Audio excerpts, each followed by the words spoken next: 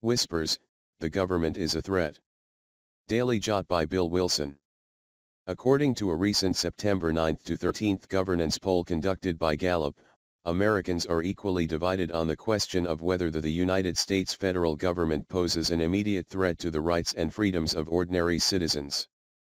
Some 49% of Americans responded, yes, and 49% responded, no. The number of those believing the government is a threat to American rights and freedoms has climbed from 44% since 2006, and 46% early in the current administration. Republicans have remained in the 63 to 65% range in believing government is a threat.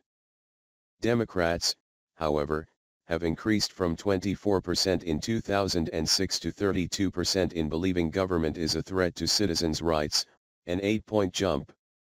Of those who perceive the government as an immediate threat, 19% say there are too many laws. They say government is too big in general. 15% cite violations of civil liberties. 12% say the government is a threat to Second Amendment rights. 10% say there is just too much government involvement in people's private lives. 6% cite infringement on religious freedom, 6% freedom of speech, and 6% believe the government is a threat because it is socialist.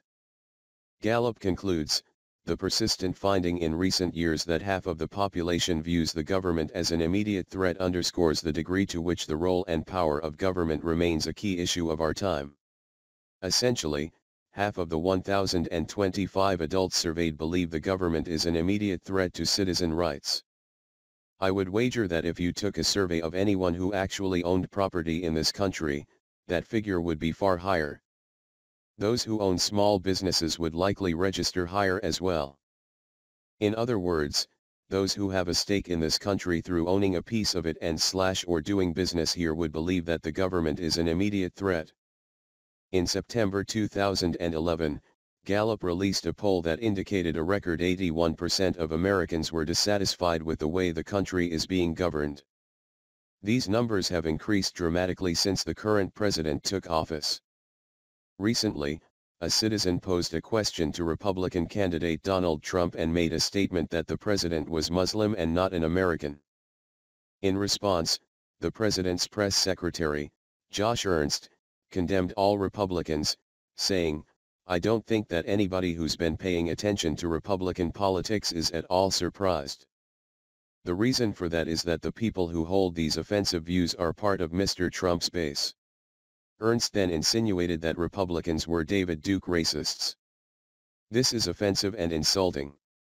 This is an example of the soft tyranny of an overreaching government. And it's why an increasing number of Americans see their government as an enemy, not a servant. Proverbs 29:2 says, "When the righteous are in authority, the people rejoice, but when the wicked bears rule, the people mourn." Have a blessed and powerful day. Bill Wilson, www.dailyjot.com